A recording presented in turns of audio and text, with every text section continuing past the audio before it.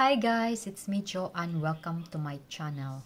So, pag-usapan natin ngayon ang 5 senyales ng kailangan mo ng bumitaw sa isang relasyon.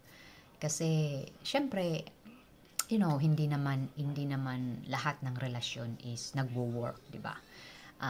May mga relasyon na hindi talaga kayo ang para sa isa't isa, 'di ba? And of course, sa mga ganyang sitwasyon,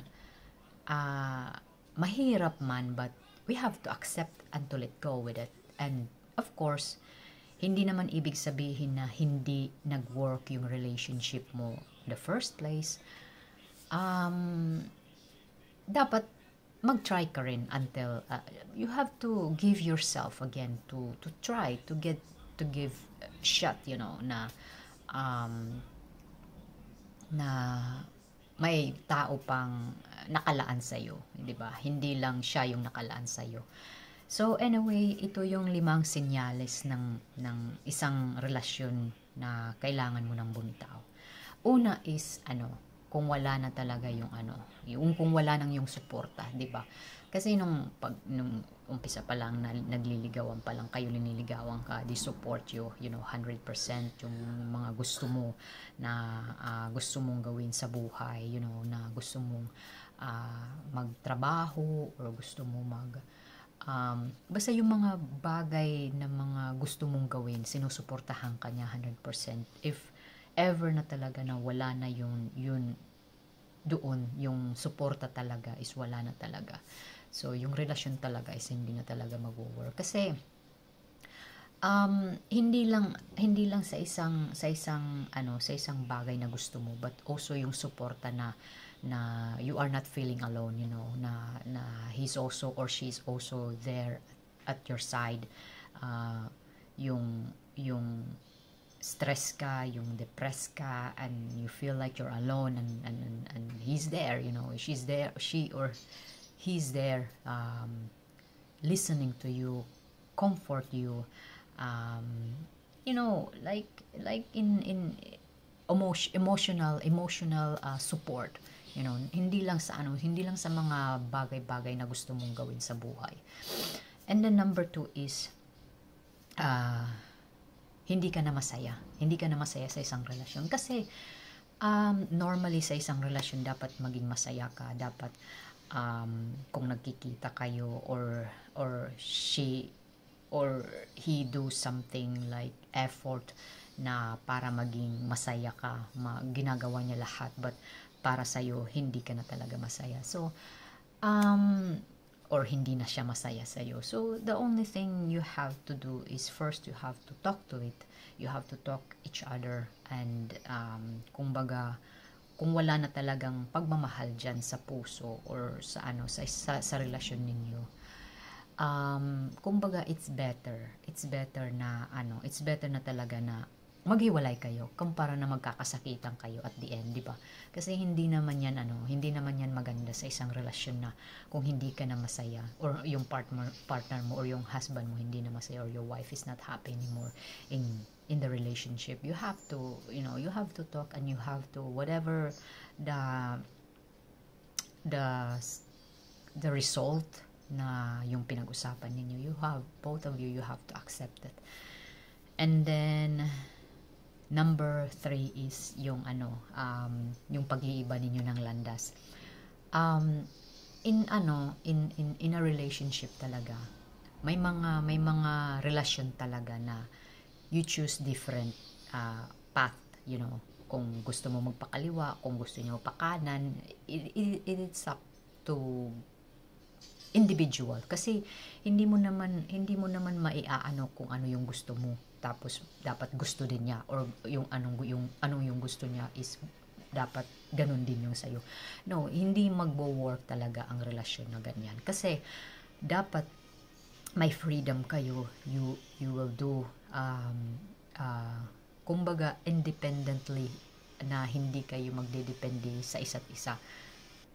So, yan talaga ang importante, na kung ano yung landas na pinili ninyo sa isa't isa, dapat respetuhin ninyo kung ano yung mga gusto ninyong gawin. Wag ninyong, kumbaga, wag mong baguhin yung sarili mo para sa kanya, para ano ka lang, kumbaga mag-work yung relasyon niyo. But you have to ask yourself, it is really, kumbaga, yung will mo talaga na sumunod sa kanyang kumbaga saan man siyang direksyon pupunta. It is really kumbaga, kaya mo bang i-give up lahat para sa kanya and na walang regret, kasi it's easy to us to say kasi mahal natin, but yes, kung mahal mo yung isang tao, hindi mo i-give up yung kung ano yung gusto mong gawin sa buhay mo. Kung hindi man kayo parehas ng landas na tinahak, syempre dapat sa relasyon, they have to understand and respect, and kung mahal ka talaga nitong taong ito, they will accept what your decision is. Kasi syempre, mas maganda talaga na both of you have freedom to do whatever you want, kasi that is the kumbaga, yan ang pinakamaganda sa isang relasyon na you will do whatever you want, na hindi siya magiging against with it, kasi mas maganda talaga na in fact, you have to be supporting each other. But kung ang relasyon ninyo is hindi talaga magkakasundo kayo, so you have to talk, of course. You have to talk, and you have to make decision each other. Kung sasabihin mo na, okay, kung yan ang gusto mo and ito yung gusto ko, but hindi mo gusto yung gusto ko, or hindi ko gusto yung gusto mo, so we have to at this moment we have to stop this, diba? Kasi we're not compatible, so it is like that. So so you have to let go and accept, diba? So number 4 is abuse. Sa isang relasyon talaga, kung alam mo talaga na kailangan mo nang bumitaw sa isang relasyon, is kung may involved na yung pang-aabuso. Hindi lang yung pang-aabuso na physical, may pang-aabuso na mental and emotional, psychological. Kasi yung physical kasi nararamdaman mo yan but yung emotion talaga is yung emotional and psychological, it is really inside of you. Kasi kumbaga mahirap yan gamutin yung emotional and mental abuse kaysa sa physical na may mga pasa ka, pero pwede mo pa yang magamot. May pasa ka, pwede magamot, but yung emotional at psychological, it is really difficult to cure with that, kasi kaya maraming mga taong nagko-commit suicide because there are hindi nila nakakayanan about it. And then kung mayroon na talagang ganong mga sitwasyon, you have to let it go, and you have to let it go and you have to accept it. And number 5 is trust. So kailangan talaga trust, but kung sa isang relasyon wala na talagang trust, kung wala kang trust sa partner mo, you have also to talk about it, kailangan ninyo rin yang pag-usapan kung ano yung mga dapat gawin ninyo. And syempre hindi dapat ninyo pilitin yung mga bagay-bagay na hindi na talaga magwo-workout, diba? So you have to, mahirap man, diba? Mahirap man. It's easy to say those words na move on and accept it. It's easy to say those, and but it's difficult to attach it and gamitin ito sa pang-araw-araw natin ng buhay, diba? But of course, yung pag-ibig kasi, kung hindi talaga nag-work sa'yo, hindi ibig sabihin na kumbaga you are not worth it. Kumbaga you are worth it, but it is not in the right time, kumbaga. nasa ano ka na, kumbaga, um, hindi sa tamang panahon yung pag-ibig na, kumbaga, naranasan mo, naramdaman mo, hindi yung tama. But hindi naman ibig sabihin na hindi nag-work yung relationship mo is puro negative na yung yung mga iniisip mo, because you have to look at to yourself also, kasi kung bakit hindi nag-work out yung relationship ninyo, you have to ask not only to your partner but also to yourself, 'di ba? Kasi syempre nasa iyo din, ikaw mismo dapat kausapin mo rin yung sarili mo, 'di ba? But if your relationship didn't work anymore and you feel stress and you feel abuse, mentally, emotionally, and psychologically, and yung suporta wala na doon, pinapabayaan ka na niya, and you feel like you are alone and you are not happy anymore, and may kanya-kanya na kayong mga landas na tinatahak, and yung trust is wala na.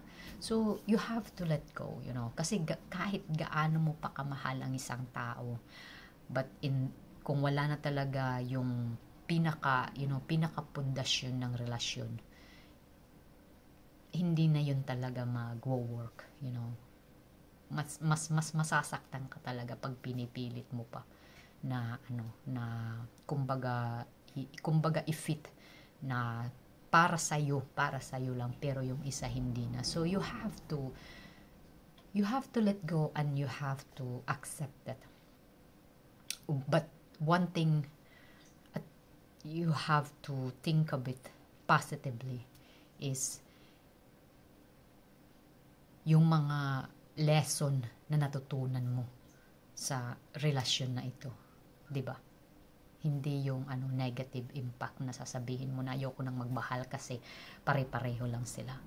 But in the first place, you have to ask yourself also kung ano yung mali sa iyo, 'di ba?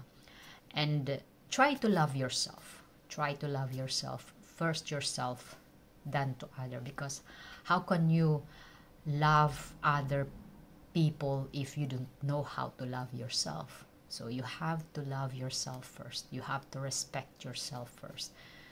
Hindi puro bigay ka na ng bigay and you forget yourself.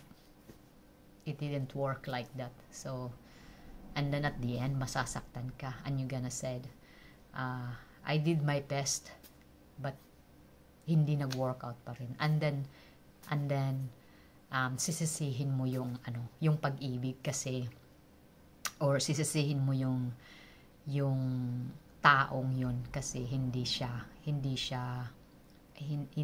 nag-work yung relasyon ninyo. But in fact, you have also to ask that to yourself.